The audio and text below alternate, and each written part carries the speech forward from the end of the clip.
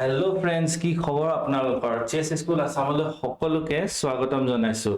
আমাৰ মাজত আছে এজন জনপ্ৰিয় কোচ আৰু বিৰাটেই ভেটাৰান আৰু চিনিয়ৰ চেছ প্লেয়াৰ জয়ন্ত কুমাৰ দত্ত।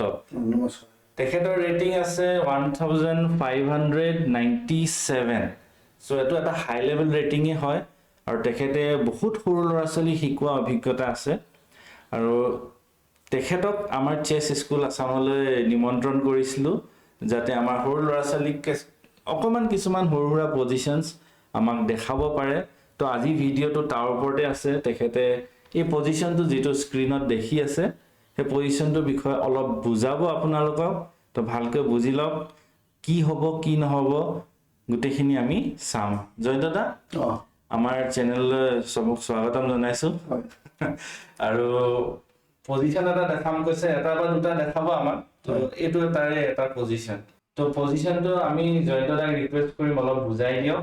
তো জয়ন্ত দা আৰম্ভ কৰক। হয়, এই চেছত বেক ৰেংক বুলি এটা কথা আছে আৰু বেক ৰেংকটো উইক থাকিলে কেনেকৈ কি হয়, কিমান অসুবিধাত পৰে সেইটোকে মই এতিয়া দেখাম। আৰু প্লাছ পিনৰ কেনেকৈ এডভান্টেজ পায় সেই দুটা কথাৰ ওপৰত এই গেমখন এতিয়া হ'ব। যে এই পজিশ্যনটোত কলাৰ বেক ৰেংক হৈ আছে, কাৰণ আমি এতিয়া ইয়াত তাক বেক ৰেংকটো আৰু পিনত মানে সদব্যৱহাৰ কৰিব লাগে। আমি বেক ৰেংকটো আৰু পিনৰ এডভান্টেজটো ল'ব লাগে। আৰু আমি ইনকেছ যদি যি মুভি এতিয়া নিদিও লাগে, কিন্তু আমাৰো মেট আছে বগা, গতিকে আমাৰ আটাইতকৈ বেষ্ট মুভটো হৈছে কুইনেৰে F7ত চেক। এই চেকটো দিলে ৰুকেৰে খাব লাগিব, কাৰণ বিশ্বপৰ হেৰিয়াত কিঙে খাব নোৱাৰে। ৰুকেৰে খালে নেক্সট আমি ৰুক E6 মেট, এইটো এটা মেট। আচ্ছা, ইয়াত আমাৰ পিন কি হ'ল জয়ন্ত দা? পিন হৈছে নাওখন বেক হৈ আকৌ ৰিটাৰ্ণ নাই, আৰু এই যিটো চেক দিয়া হ'ল F7 পইণ্টটোত, এইটো ৰুকেৰে খোৱাটো ফ'ৰ্চ হৈ গ'ল আৰু কিঙেৰে খাব নোৱাৰে। আৰু কিংটো যদি এনেকৈ বাচিবলৈ এইটোলৈ যায় তেতিয়াও চেকমেট। গতিকে এইটো এটা পিনৰ আৰু বেক ৰেংকত কেনেকৈ এটেক হ'ব লাগে সেইটো এটা মানে কৌশল। ইয়াত দুটা কথা আহিছে, পিন আৰু বেক ৰেংক। তো জয়ন্ত দা, আমি আপোনাৰ পৰা আৰু এটা দুটা পজিশ্যন শিকিম। হয়, তো ফ্ৰেণ্ডছ বলক আমি নেক্সট পজিশ্যনটোলৈ যাওঁ। তো আগৰ পজিশ্যনটো বিৰাট ধুনীয়া লাগিলে। তো এইটো পজিশ্যন আৰু এটা তেখেতে দিছে। তো এইটো পজিশ্যন জয়ন্ত দা কি হৈছে অলপ বুজাই দিয়ক। এইটোতো একে বেক ৰেংক হৈ আছে আৰু পিছতটো এটা এস্কেপ কৰিব পৰা ডায়েগনেলটো গোটেইটো মানে লৈ আছে। বেক ৰেংক আৰু এস্কেপ কৰিব পৰা ডায়েগনেলটো বিশ্বপে ৰখাই আছে, বঢ়িয়া। কণ্টিনিউ হৈ আছে। এতিয়া কি হৈছে, এতিয়া আমি এইখিনি সময়তে যদি ৰুকখন চেক দিওঁ তেতিয়া কুইনটোৱে কিন্তু ৰুকখন আকৌ টেক্স কৰে, তাৰপিছত সেই একো সুযোগ নাই। এতিয়া এনেকুৱা এটা মুভ আছে যিটো মুভত নেকি ব্লেকৰ লগে লগে মেট হৈ যাব খেলখন। আমি এই ৰুকখন ছাপোৰ্ট দি আছে কুইনে, এই E7ত থকা হোৱাইট ৰুকখন মানে ছাপোৰ্ট দি আছে কুইনে। ছাপোৰ্টটো আমি লিংকটো এৰি দিছোঁ, এৰি দি পেলাই আমি কি কৰিছোঁ, কুইনটো আমি কোনো ছাপোৰ্ট নাইকিয়াকৈ দিছোঁ। ডিফেন্স নাই, আমাৰ কুইনটোত কোনো ডিফেন্স নাই। আৰু কুইনটো এতিয়া আমি আকৌ ইয়াত থকা যিখন B3 ৰুকখন আছে সেইখনো এটেক হৈছে, প্লাছ কুইনটো এটেক হৈছে। এতিয়া কলাৰ লগত কি মুভ থাকিব পাৰে? কলাৰ্ছৰ মই যি দেখিছো, যদি ৰুকেৰে ৰুকখন খায় E7ত এইখন, তেতিয়া আপুনি মন্ত্ৰীটো খাই দিব, কুইন খাই দিব। তো বেলেগ কি চাল দিব পাৰিব? এতিয়া ব্লেকৰ লগত দুটা মুভ আছে।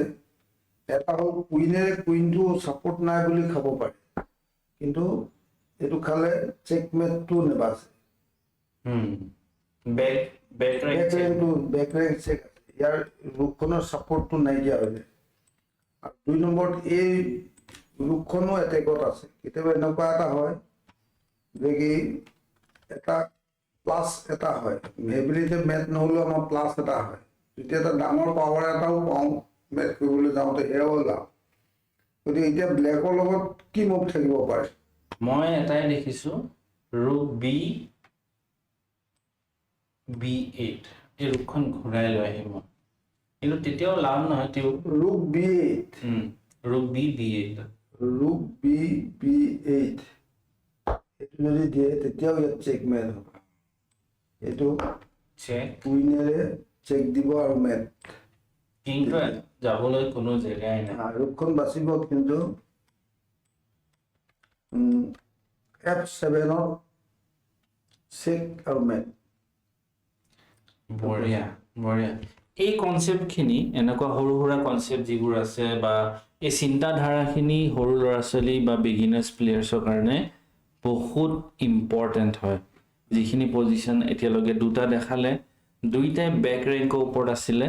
প্ৰথমটো আছিলে পিন আৰু বেক ৰেংক, আৰু এইটো পজিশ্যন দেখা গৈছে অবষ্ট্ৰাকশ্যনটো ডিফ্লেক্ট কৰিছে। অবষ্ট্ৰাকশ্যন আৰু বেক ৰেংক আমি এইটো ক'ব পাৰোঁ।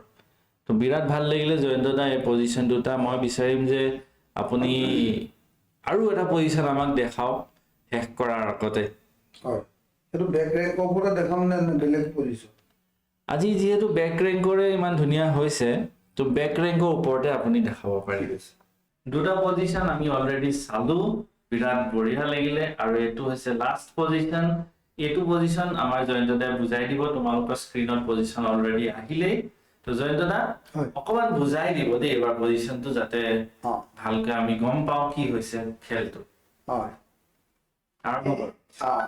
এই পজিশ্যনটোত আমি এই ৰুকখনক কুইনেৰে এটেক কৰিম। কাৰণ কেলৈ ৰুকখনক এটেক কৰিম? ৰুকখনক এটেক কৰাৰ আমাৰ দুটা উদ্দেশ্য আছে। প্ৰথম হৈছে আমি ৰুকখনকে মানে যদি মাৰিব পাৰোঁ, বা ৰুকখনে যদি আমাক মাৰে, তেতিয়াহ'লে এই যিটো C1ত যিখন বগা ৰঙৰ ৰুক আছে, সেইখনে C8ত চেক দি মেট কৰিব। সেইকাৰণে প্ৰথম আটাইতকৈ গুড মুভটো হৈছে কুইন D7। ইয়াত এতিয়া কুইনটো ইমান ডাঙৰ পাৱাৰ, ইয়াক কেলৈ মাৰিবলৈ দিয়া হৈছে এনেকৈ হয়তো কোনোবাই ভাবিব পাৰে, কিন্তু এইটো আটাইতকৈ গুড মুভ। কাৰণ কেলৈ ইয়াত মাল্টিপুল এটা টাৰ্গেট আছে। নেক্সট টাৰ্গেটটো ইয়াত আছে G7ত চেকমেট, কাৰণ আমাৰ বিশ্বপটোৰ হেল্পত আমি চেক দি মেট কৰিম। গতিকে দুটা টাৰ্গেট আছে আমাৰ, এইটোকে মাল্টিপুল এটেক বুলি কয়। এটা টাৰ্গেট ৰুকক এটেক কৰিছোঁ, ৰুকে ইনকেছ যদি আমাৰ কুইনটো ক্ৰছ কৰে, তেতিয়া চেক এণ্ড মেট। এতিয়া এই নাইটেৰে যিটো এস্কেপ কৰিব পৰা ৰাস্তা আছিলে, সেইটো ধৰি আছে, সেইকাৰণে মেট। আৰু কোনো এটা ইয়াত ৰিটাৰ্ণ নহয়। আৰু এই মুভটো আৰু এটা মাল্টিপুল মুভ কিয়? এতিয়া যেতিয়া কুইনটো ইয়াত দিয়া হৈছে, তেতিয়া এই ৰুকখন বচাবলৈ কোনো উপায় নাই। যদি বচাই এনেকুৱা, তেতিয়াও ইয়াত মেট। সেইকাৰণে কুইনৰ সেই পজিশ্যনৰ D7 মুভটো আটাইতকৈ গুড মুভ। বঢ়িয়া লাগিলে। এইটো এটা ধুনীয়া পজিশ্যন আপুনি দেখালে, য'ত কুইনটো আমি ৰুকৰ আগত বিনা কোনো ছাপোৰ্ট, কোনো ডিফেন্স নথকাকৈ পাতি দিছো যে খাই দে। খালেও বিপদ, নেখালেও বিপদ। খালে বেক ৰেংক চেকমেটৰ বিপদটো আহে, আৰু যদি নেখায় তেতিয়া আমি কুইনে G7 খাই পিনে চেকমেট দিম। তো মাল্টিপল এটেক নে মাল্টিপুল এটেক, মাল্টিপল এটেক, এই বস্তুটো প্লেয়াৰ্ছে জানি থোৱাটো উচিত।